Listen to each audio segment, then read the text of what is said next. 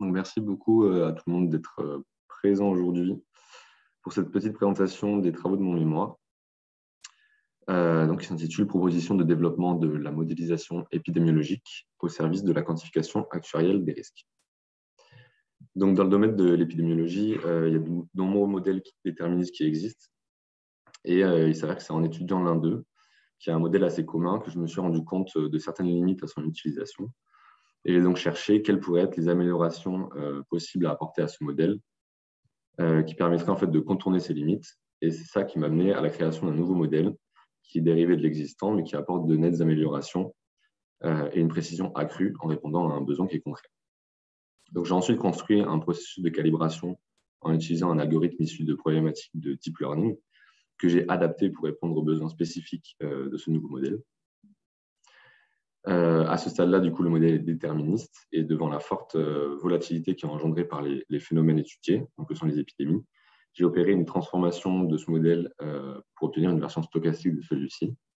Et enfin, il y a un cas d'application pratique qui est l'obtention de provisions pour arrêt de travail consécutif à des infections par le virus de la grippe, va permettre d'illustrer en fait, l'intérêt d'un tel modèle pour répondre à des problématiques actuarielles.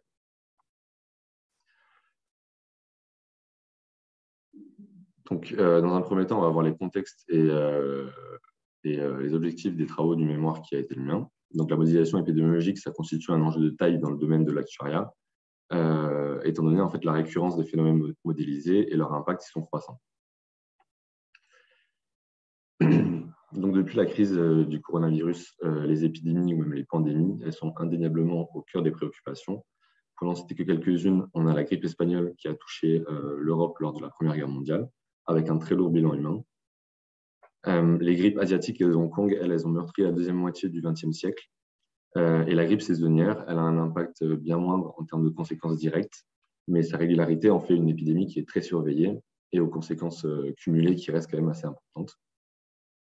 Donc l'impact des épidémies, tant sur le plan sanitaire qu'économique, les place sans difficulté parmi les catastrophes naturelles les plus surveillées du XXIe siècle. Et dans le domaine de l'assurance notamment, leurs conséquences sur les activités du secteur du marché, elles sont nombreuses, à savoir le chômage, les arrêts de travail, la perturbation des marchés financiers, entre autres. Pour ce qui est de la grippe saisonnière, qui va être le sujet retenu pour le cas pratique dans le cadre de ce mémoire, le bilan annuel en France, il est de l'ordre de 700 000 à 4,6 millions d'infectés, avec environ 10 000 personnes qui en décèdent donc, chaque année. L'objectif principal de ce mémoire, ça a été de proposer un modèle décliné d'un modèle existant, mais plus sophistiqué, qui va permettre de contourner certaines de ses limites. Donc, on va y revenir par la suite.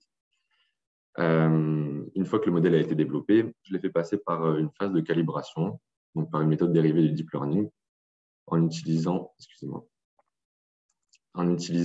des données sur lesquelles je reviendrai par la suite. Et devant la nécessité de tenir compte du caractère intrinsèquement aléatoire des épidémies et de leur forte volatilité, j'ai procédé à une transformation stochastique de ce modèle-là pour obtenir in fine un modèle qui est robuste et accompagné d'une méthode de calibration adaptée et adaptable. Enfin, pour ajouter un volet pratique au mémoire et tester l'efficacité de la démarche qui a été la mienne, j'ai effectué des simulations stochastiques d'épidémies grippales sur un portefeuille fictif que je vous présenterai également pour obtenir in fine une distribution des provisions associées aux arrêts de travail pour cause de grippe sur ce portefeuille. Donc, les travaux du mémoire, ils ont permis l'amélioration d'un modèle assez commun en épidémiologie qui présente des limites notables et donc je vous propose dans un premier temps de nous attarder un peu sur ce modèle en question pour ensuite exposer ses limites ainsi que ma proposition d'amélioration. Donc, il faut savoir qu'il existe en épidémiologie deux grandes familles servant à modéliser une épidémie. La première, c'est la famille des modèles individuels qui modélisent chaque individu séparément et qui va être davantage adapté à une modélisation spatiale de l'épidémie. La seconde, et c'est elle qui va nous intéresser ici dans le cadre de ce mémoire, c'est la modélisation compartimentale ou modélisation à état. Donc, dans ce type de modèle, chaque individu ne peut se trouver que dans un et un seul état à un instant donné. À titre d'exemple, et c'est le modèle que j'ai décliné dans le cadre de ce mémoire, je vous propose de nous attarder sur le modèle SIR. Donc, dans ce modèle, les transitions elles sont unidirectionnelles d'un état à un autre. On voit ici qu'on peut passer d'un seul état à l'autre, mais on ne peut pas revenir en arrière. La modélisation elle est purement déterministe et elle s'appuie sur des hypothèses qui sont relativement fortes concernant les caractéristiques de la population d'études. Donc, comment il marche ce modèle? Au tout début, un individu il est susceptible d'être infecté, donc il est sain et susceptible d'être infecté, il se trouve donc dans l'état S, S pour susceptible. S'il contracte la maladie, il passe de l'état S à l'état I, I signifiant infected. Et enfin, s'il se rétablit, il passe de l'état I à l'état R, R pour recovered. Une fois que l'individu est dans l'état R, il y reste, il ne peut plus être infecté, R regroupant à la fois les individus décédés et rétablis, si on ne fait pas de distinction, puisqu'on n'étudie pas la mortalité, on étudie simplement l'infectiosité de la maladie. Donc, il existe à ce modèle SIR des dynamiques de passage pour chacun des trois états. De manière assez générale, la dynamique d'un état correspond à la différence du nombre d'individus dans cet état entre deux instants consécutifs. La première équation ici, c'est la dynamique de l'état S, qui s'interprète en fait comme le nombre de nouveaux infectés. Et c'est le nombre d'infectés multiplié par le nombre de personnes qu'un individu infecté va contaminer. Sur le même format, le nombre de nouveaux rétablis ici, ça va être le nombre d'infectés multiplié par la proportion d'individus infectés qui se rétablissent. Et enfin, la dynamique des infectés, ça correspond à la combinaison des deux autres dynamiques. Donc, c'est les individus qui entrent dans l'état infecté, donc qui sont nouvellement infectés, moins les individus qui en sortent. À noter que dans ces équations-là, grand N, ça va correspondre au nombre total d'individus. Donc, c'est la somme du nombre de personnes dans chacun des trois états. On le voit de ces équations, il se dégage deux paramètres de ce modèle, qui sont le paramètre bêta et le paramètre alpha. Donc, bêta, ça va correspondre au nombre moyen de personnes qu'un individu infecté va contaminer pendant une unité de temps. Et alpha, ça va être la proportion d'individus se rétablissant en une unité de temps. On peut construire deux indicateurs à partir de ce modèle-là. Le taux de reproduction de base, TR0, dont on a beaucoup entendu parler pendant le coronavirus, notamment à cause du Covid-19, mais surtout le TR de T, qui va être le taux de reproduction effectif, et qui en fait correspond au nombre de personnes contaminées par un infecté pendant sa période d'infectiosité. Donc c'est un indicateur de l'évolution de l'épidémie. S'il est supérieur à 1, l'épidémie aura tendance à se développer, à se propager. S'il est inférieur à 1, l'épidémie est en train de s'éteindre. Donc le modèle SIR en l'état, il présente une limite qui est notable, qui est ici l'absence de prise en compte des durées d'infection dans ces dynamiques de passage entre chacun de ces trois états. De manière assez intuitive, on peut supposer qu'un individu infecté, qui a été infecté il y a longtemps, aura plus de chances d'être rétabli qu'un individu qui vient d'être infecté. Et donc, pour obtenir un tel modèle qui tiendrait compte de cette information, j'ai opéré une refonte des équations du modèle en adoptant une approche probabiliste de la définition de ces dynamiques. Donc, la durée d'infection, qui est l'élément qui manquait en fait dans le modèle SIR classique, elle est ici introduite par le biais d'une loi gamma à deux paramètres, A et B, qui vont devenir des nouveaux paramètres du modèle à calibrer par la suite. L'objectif, donc, c'est d'obtenir les nouvelles dynamiques du modèle SIR+, que j'ai dénommé SIR+, qui tiennent compte des améliorations apportées. Et donc, ces dynamiques, on les a ici à l'écran. En établissant l'espérance du nombre de nouveaux infectés, on obtient l'expression ici qui fait intervenir M. Donc, on a une décomposition du paramètre anciennement bêta dans le modèle SIR en M fois θ. M, ça va correspondre au nombre de contacts entre un individu sain et les individus infectés. Et θ, ça va être la probabilité qu'un tel contact aboutisse à l'infection de l'individu sain. Concernant maintenant les nouveaux rétablis, une telle approche probabiliste, en fait, comme je l'ai appliqué sur la dynamique des nouveaux infectés, elle fait apparaître l'information qui nous intéresse ici, qui est la durée d'infection, et elle le fait apparaître par le biais de la fonction de répartition de la loi gamma dont j'ai parlé précédemment. Et donc, la fonction de répartition, ça va être F indice T. Et enfin, la dynamique de l'état I, ça va être une composition des deux dynamiques précédentes, comme sur le modèle du SIR. Ça va être les nouveaux infectés moins les nouveaux rétablis. Donc, à ce stade-là, j'ai construit un nouveau modèle qui présente des améliorations souhaitées, à savoir la prise en compte de la durée d'infection dans ces dynamiques. Et j'ai ensuite entrepris de construire un processus de calibration qui va lui être adapté, mais surtout qui va être adaptable et qui serait toujours valable dans l'hypothèse d'ajout d'état au modèle ou d'ajout de paramètres, ce qui va renforcer en fait le caractère général de la démarche de ce mémoire. Donc, dans cette optique, et pour faire face à des contraintes que je vous exposerai par la suite, et qui sont inhérentes en fait au modèle que j'ai construit, j'ai utilisé une méthode particulière, donc la méthode ADAM, l'algorithme ADAM, qui est issu de problématiques de deep learning initialement.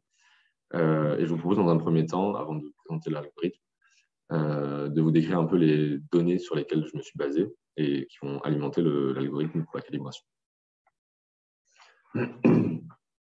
Donc, le cas pratique que j'ai choisi de mettre en place ici, ça a été proposé de modéliser des épidémies grippales. Et c'est pourquoi c'est tout naturellement que j'ai utilisé des données en open data issues du réseau Sentinel, qui est un réseau de surveillance des maladies infectieuses en France. Donc, concernant l'épidémie sélectionnée, qui va être la grippe saisonnière, Sentinel a fourni des données d'incidence sur la population totale, ainsi que d'incidence pour 100 000 habitants, donc une incidence normalisée, et ce, à la maille hebdomadaire. Donc, concrètement, on a le nombre de nouveaux infectés semaine après semaine en France. Les données au format Excel, elles se présentent dans le tableau qui est ici.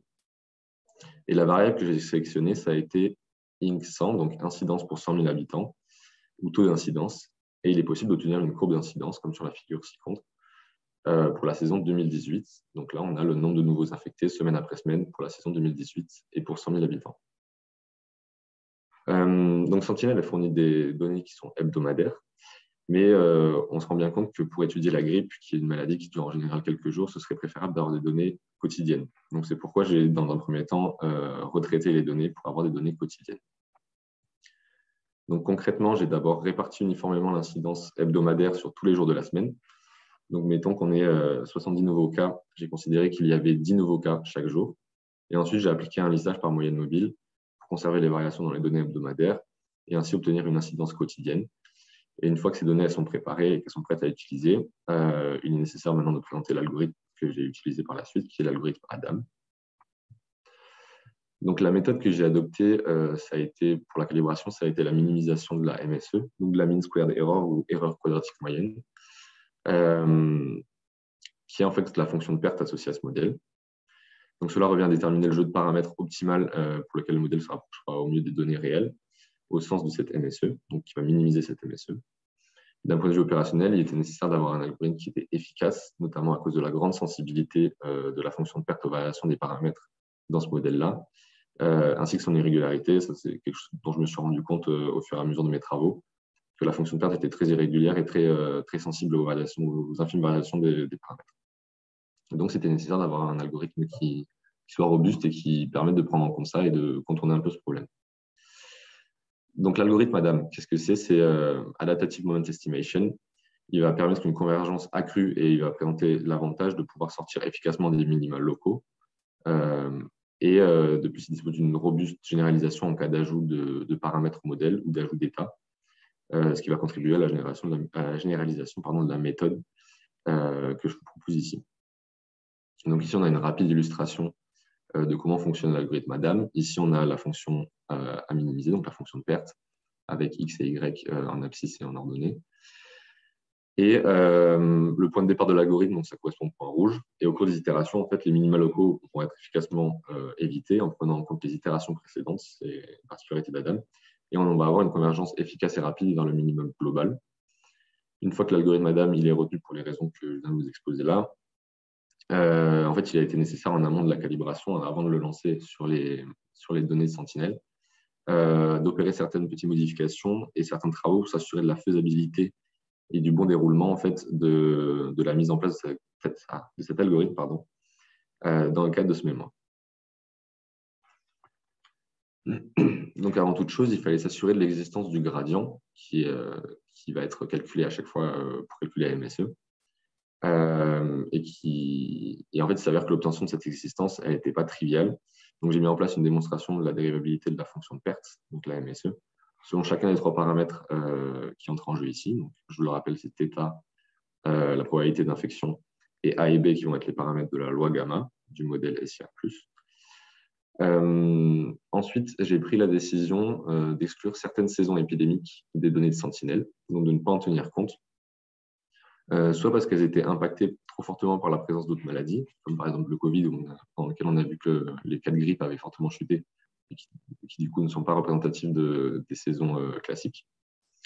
Soit parce qu'elles présentaient en fait des incongruités, comme la présence de deux pics épidémiologiques, qui en fait ne sont pas pris en compte par le modèle que j'ai construit et qui pourraient correspondre à la présence de deux souches de la maladie qui se propageraient à des instants différents.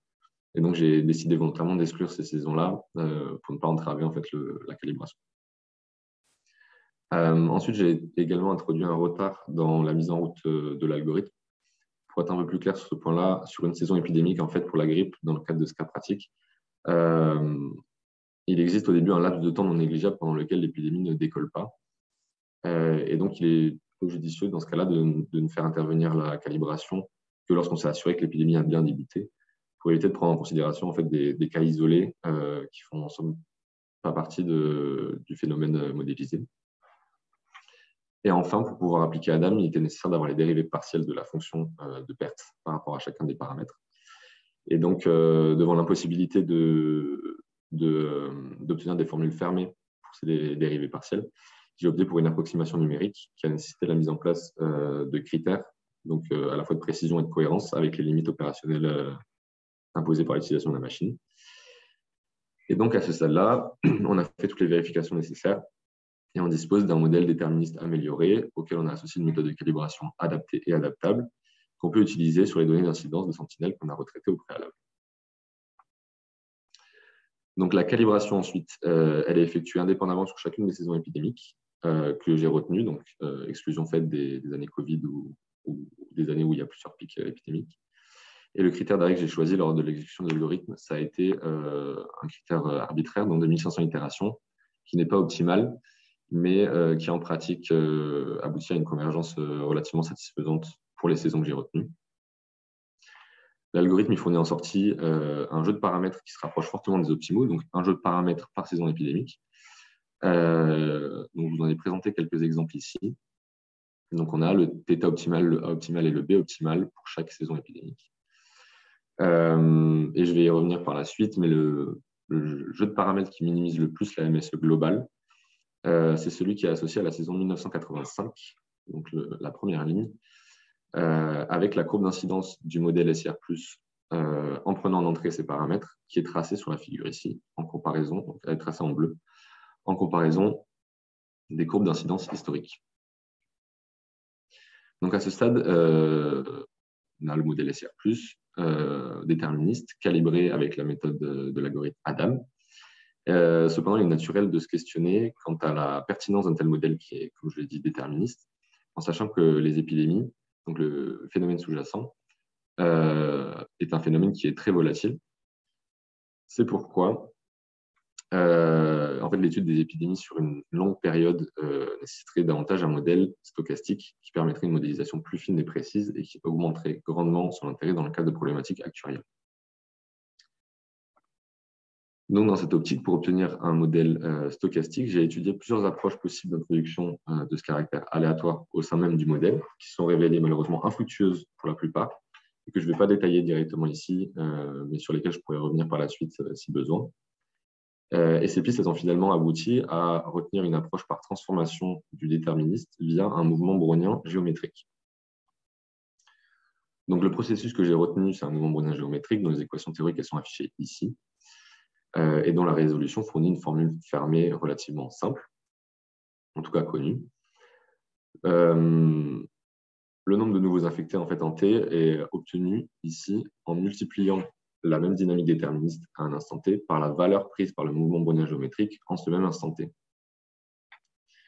Pour obtenir une adéquation maintenant en espérance entre le modèle déterministe et le modèle stochastique, Z0 et gamma sont respectivement fixés à 1 et à 0 pour que l'espérance du mouvement brownien, elle, soit égale à 1 et qu'on ait une adéquation en espérance entre le déterministe et le stochastique. Donc, la construction du modèle stochastique, elle a fait apparaître un nouveau paramètre, on le remarque ici, qui est sigma, qui va maintenant constituer un paramètre à calibrer. Et pour ce faire, j'ai utilisé une grille de recherche et j'ai au préalable introduit un taux de volatilité qui va correspondre à l'écart type du mouvement brownien géométrique, qui est présenté ici, donc taux d'erreur. Et l'idée, c'est maintenant de déterminer sigma tel que l'écart type théorique se rapproche au maximum de l'écart type observé sur les incidences historiques. Et ce, à chaque instant, à l'aide d'une grille de recherche, donc, comme je le disais. Et le résultat de cette calibration, il est présenté ici dans ce tableau, aux côtés des trois autres paramètres calibrés sur le modèle déterministe. Et ici, à droite, on peut tracer donc, la génération de 1000 scénarios du modèle SIR plus stochastique, avec les enveloppes qui permettent de rendre compte en fait, de la non-explosivité des scénarios. Et non-explosivité autour du scénario central qui constitue ici du déterminisme qui constitue ici le scénario central de notre stochastique.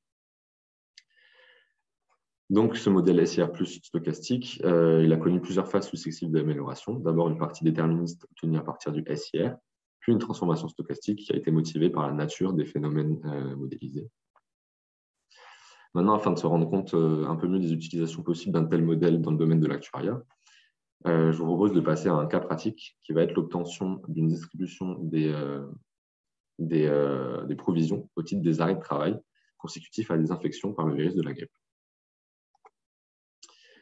Donc, comme je l'avais évoqué précédemment, le choix du présent cas pratique s'appuie sur la clarté des enjeux assurantiels liés aux épidémies grippales, notamment, et notamment d'ordre économique. À titre d'exemple, les épisodes pandémiques dont j'ai eu l'occasion de vous parler au début de cette présentation, ils s'accompagnent quasi systématiquement d'une chute non négligeable du PIB mondial. Donc, sur la figure de gauche ici, qui correspond à un épisode de type grippe espagnole, donc de très grande ampleur, la chute elle est majoritairement causée par les efforts fournis par les autorités pour endiguer la maladie, donc à 59%. Comme donc les confinements, les couvre-feux, etc., qu'on a pu connaître pendant la crise du Covid-19. Enfin, pour ce qui est de la grippe saisonnière, on estime qu'en 2015, l'addition s'est élevée à 1 milliard d'euros, soit 0,05% du PIB, et qui va se décomposer en 300 millions de dépenses médicales directes et 700 millions de compensations de revenus, dont 400 millions étaient à la charge directement des employeurs ou de leurs complémentaires, ce qui témoigne de l'importance de bien appréhender le risque auquel ces acteurs s'exposent pour mieux s'en prémunir. Donc, concernant le portefeuille sur lequel je vais appliquer mon modèle SIR plus stochastique, il s'agit d'un portefeuille fictif donc, qui est constitué de salariés supposés d'une seule et même entreprise.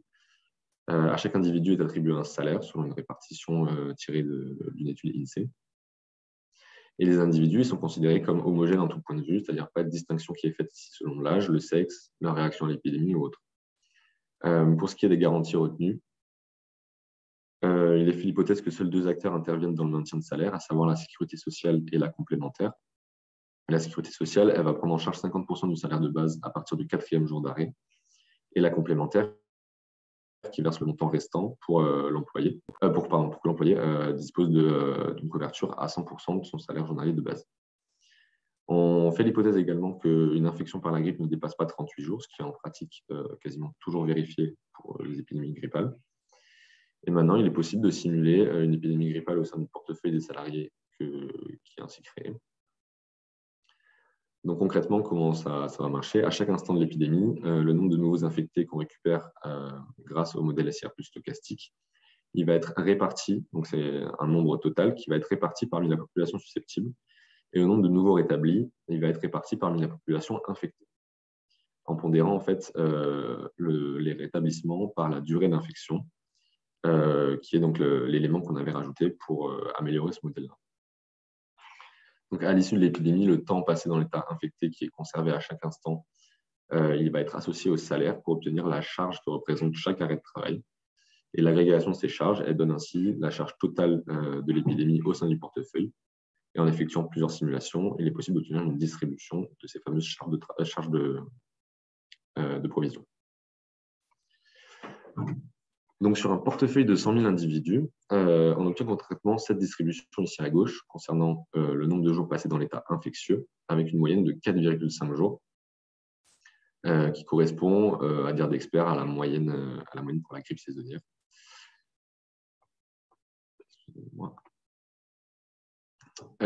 Et pour ce qui est de la distribution des provisions en arrêt de travail liées à la grippe, qui va être ici présentée à droite, toujours sur un portefeuille de 100 000 individus, on obtient cette figure avec une moyenne de provisions qui s'élève à 3,3 millions d'euros. Donc, en considérant la population totale d'actifs en France, qui est d'environ 29 millions de personnes, la charge totale de ces arrêts de travail va s'élever à 900 millions d'euros, qui est au-delà des estimations que je vous avais évoquées pour la saison 2015, qui, je le rappelle, était de l'ordre de 400 millions d'euros, mais qui reste dans le même ordre de grandeur. Et l'écart reste assez cohérent, d'autant plus en considérant les épidémies comme relativement différentes d'une année sur l'autre. Et également en considérant qu'on a pris une garantie qui est très élevée, à savoir 100% du salaire journalier de base sans délai de carence et qui nécessairement aboutit à une provision qui reste conséquente. Donc maintenant, une phase de conclusion où je vais conclure pour les travaux de ce mémoire. Donc le modèle dont j'ai proposé la construction tout au long de ce mémoire, c'est une version améliorée du modèle SIR qui permet de gommer certaines imprécisions qu'il engendre, tout en permettant la prise en compte de davantage de paramètres. Le processus de calibration qui accompagne ce nouveau modèle stochastique, c'est un processus efficace qui permet une adaptation rapide dans l'hypothèse d'un changement de modèle ou dans l'hypothèse d'ajout d'état ou de paramètres et qui donc ouvre la voie à une complexification du modèle si besoin. L'ajout d'une composante stochastique, c'est un premier pas vers la complexification du modèle par prise en compte du caractère aléatoire des phénomènes étudiés que sont les épidémies et de leur très forte volatilité. Et l'application qui a été faite du modèle dans le cadre du cas pratique, elle permet un peu d'appréhender les opportunités assurantielles d'une telle modélisation pour permettre d'obtenir des distributions des potentielles charges qui pourraient peser sur les organismes complémentaires pour ce qui est du risque épidémique. Donc le modèle SIR+ déterministe, il reste cependant relativement perfectible. Il pourrait nécessiter une complexification par ajout d'états, de paramètres ou d'hypothèses qui pourraient le rendre plus réaliste. Et donc, je vous remercie maintenant pour votre attention et on va passer à une phase de questions-réponses ou de remarques aussi, si vous avez. Donc, je vais lire les questions et je vais y répondre si vous en avez.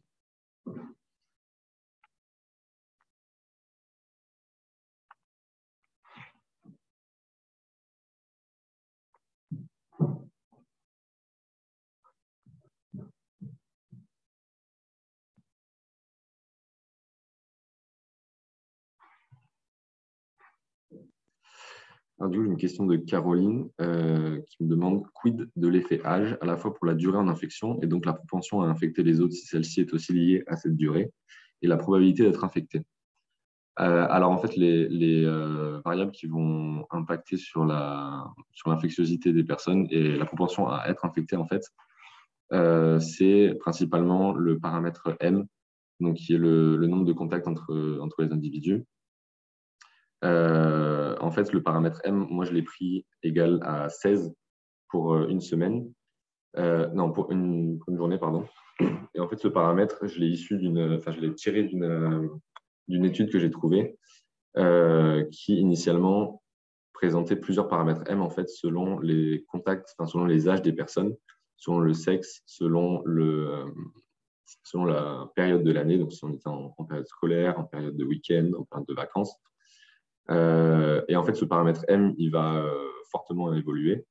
Et moi, j'ai fait l'hypothèse, la simplification de le prendre constant, fixe, parce que en fait, ça impliquait une trop grande complexité après dans les dynamiques du modèle. Mais c'est tout à fait envisageable d'utiliser ce paramètre M et donc de faire intervenir l'âge des personnes pour complexifier et pour améliorer la capacité de modélisation du modèle. Mais oui, c'est une variable qui influe beaucoup sur les contacts principalement. Après, sur l'infectiosité, je ne sais pas, mais c'est sûr que sur les contacts, elle influe beaucoup. Et moi, c'était un choix assumé de ne pas l'utiliser et de le simplifier au maximum pour ne pas surcharger le modèle.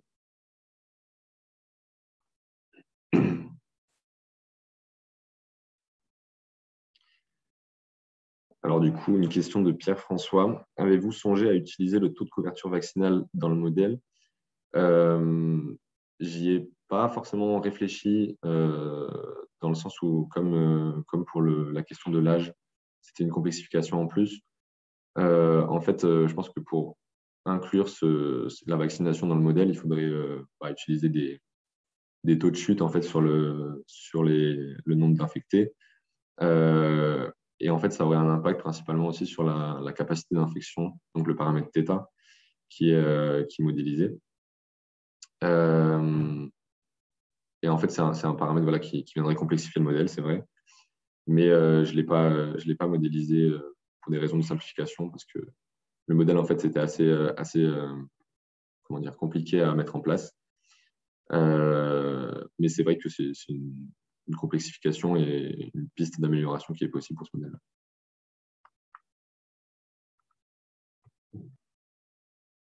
Du coup, si personne n'a d'autres questions, je vous propose de terminer ici ce webinaire.